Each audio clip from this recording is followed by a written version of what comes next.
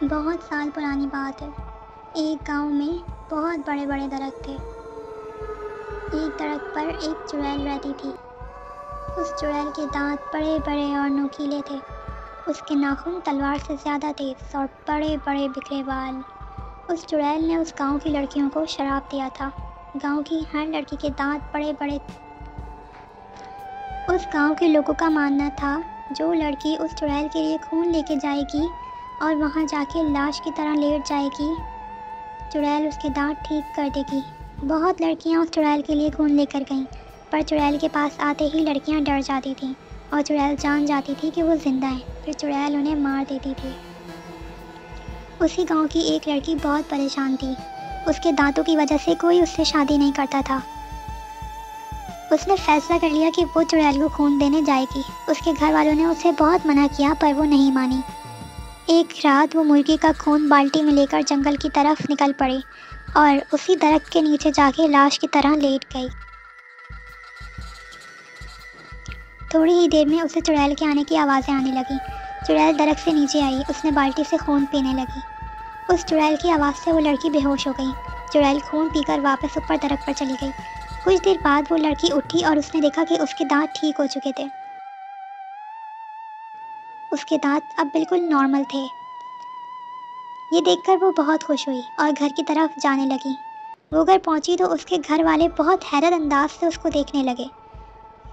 उसके घर वालों ने उसे बताया कि वो तो 2 साल पहले ही मर चुकी है। वो कहती है कि वो कल ही चुड़ैल के पास गई, पर उसके पापा उसे बताते हैं कि वो 2 साल पहले चुड़ैल के पास गई थी और कभी वापस नहीं आई। तो सबको लगा कि वो मर गई। उस गांव में एक बहुत पुरानी बुढ़ी औरत रहती थी। वो सब उसके पास गए। उन्होंने बताया कि जो लड़की चुड़ैल के लिए खून लेके जाती है, चुड़ैल पुराना जिस्म छोड़ के उसके जिस्म में आ जाती है। इस बात से सबको समझ आया कि जो लड़की कल रात चुड़ैल के पास गई थी, चुड़ैल ने सीमा का जिस्म छोड़कर उस लड़की के जिस्म में चली गई, इसलिए सीमा वापस आ गई। ये सुन के सीमा के पापा सोचते हैं कि उन्होंने उस लड़की को भी बचाना है जो कल रात चुड़ैल के लिए खून लेकर गई। वो एक प्लान बनाते हैं और अपने दोस्त के साथ रात को जंगल की तरफ निकल जाते हैं। वो रास्ते से मुर्गी का खून लेते हैं और लड़की की लाश का इंतज़ाम करते हैं। उन्हें मुर्दा घर से एक ऐसी लाश मिल जाती है जिसका कोई लावारिस नहीं होता। वो उस लड़की की लाश को लेकर उसी दरख्त के नीचे जाते हैं और खून की बाल्टी और वो लाश वहीं रख देते हैं और दूर किसी दरख्त के पीछे छुप जाते हैं।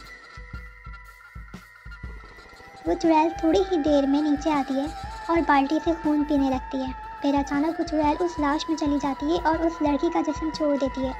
चुड़ैल की दरख्त पर जाने के बाद उस लड़की को होश आता है और वो देखती है कि उसके दांत बिल्कुल ठीक हो चुके होते हैं। वो खुशी से उठती है और घर की तरफ जाने लगती है। इतने में उसे सीमा के पापा दिखते हैं। वो लड़की उनके साथ घर आने लगती है तो चुड़ैल की आवाज़ें आने लगती हैं। सीमा के पापा कहते हैं, डरो मत, ये चुड़ैल दरख्त के अलावा कहीं नहीं जा सकती।